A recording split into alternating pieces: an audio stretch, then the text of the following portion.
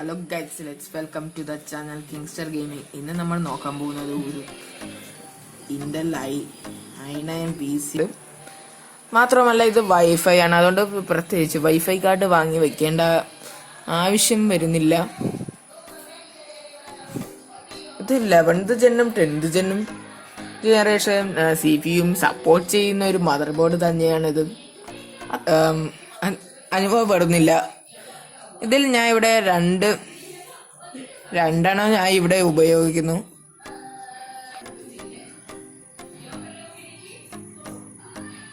ഇപ്പോൾ നിങ്ങൾക്ക് റാം അത് പോരാ, ശകലം കൂടെ നല്ലതായിട്ട് വേണോ ഉണ്ട്.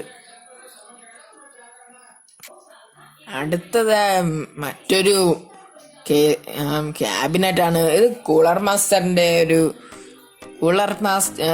ആണ്.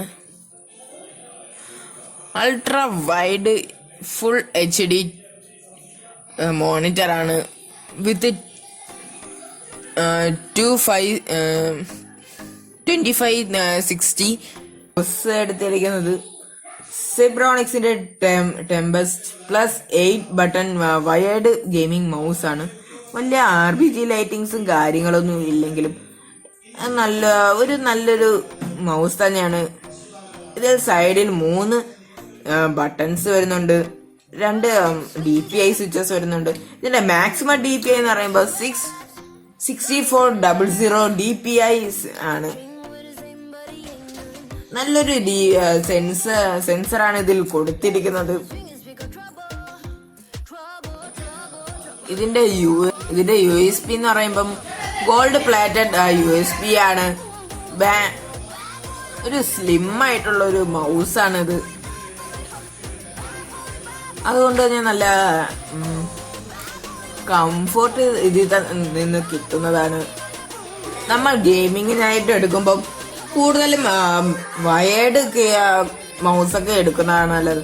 ഇല്ലെങ്കിൽ ബാറ്ററി വാങ്ങിച്ച് മുടിഞ്ഞു പോകും. ഞാൻ ഇവിടെ എടുത്തിരിക്കണ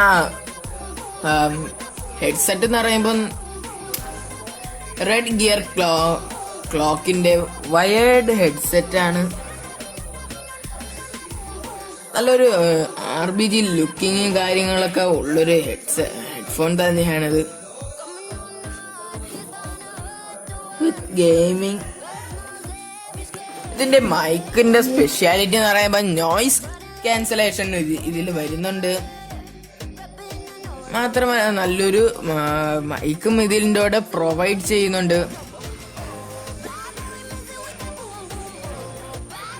അപ്പൊ വീഡിയോ ഇവിടെ വച്ച് തന്നെ അവസാനിപ്പിക്കാം. വീഡിയോ ഇഷ്ടപ്പെട്ടെങ്കിൽ ലൈക്ക് ചെയ്യുക, പിന്നെ സബ്സ്ക്രൈബ് ചെയ്തിട്ടില്ലെങ്കിൽ സബ്സ്ക്രൈബ് ചെയ്യുക. പിന്നെ സൈഡിൽ കാണുന്ന മണി ഒന്ന് അടിച്ചിട്ട് വയ്ക്കുക. അപ്പോഴത്തേക്കും ഞാൻ വീഡിയോ ഇടുമ്പോഴത്തേക്കും അതിൻ്റെ നോട്ടിഫിക്കേഷൻ നിങ്ങൾക്ക് എത്തുന്നതാണ്.